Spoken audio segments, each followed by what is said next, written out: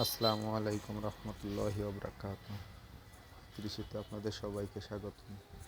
আমি নতুন উদ্যোক্তা হয়ে শুরু করেছি। আপনারা সবাই আমার জন্য দোয়া করবেন। ভুল ত্রুটিগুলো হতেই পারে, ক্ষমা দৃষ্টিতে দেখবেন। কৃষি জীবনে আমি নতুন করে নিজের মতো শুরু করলাম। আমার পথ চলা শুরুতেই আপনাদের সাথে উপস্থাপনা করলাম।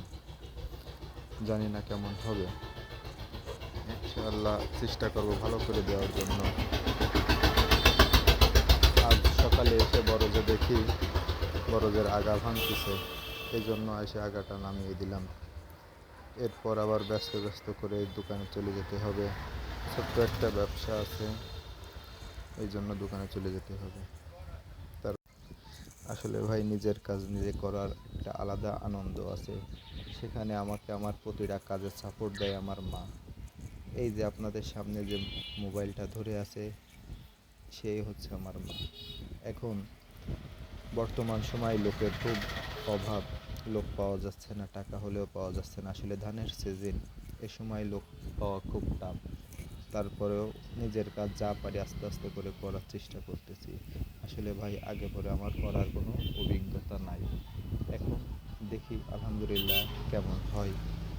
এরপর দেখা যাচ্ছে কি যে কম বেশি দু একটা গরু আছে, কিছু কৃষিকাজ বাজ নিয়ে জড়িত আছি।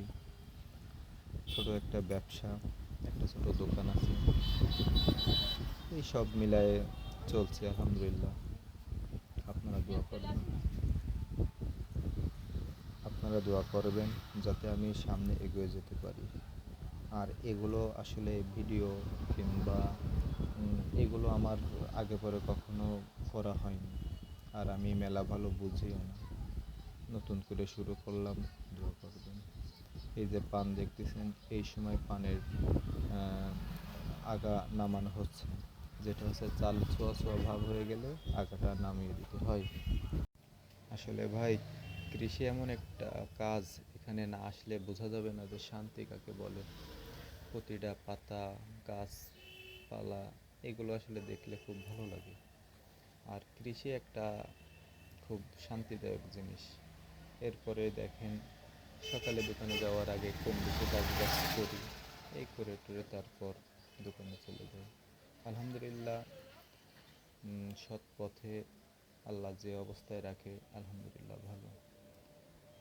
আর বর্তমান সময় যা দেখি সেই হিসেবে কৃষি একটা খুব ভালো সাইড বলতে পারেন। যাক, ভালো থাকেন। আসসালামু আলাইকুম।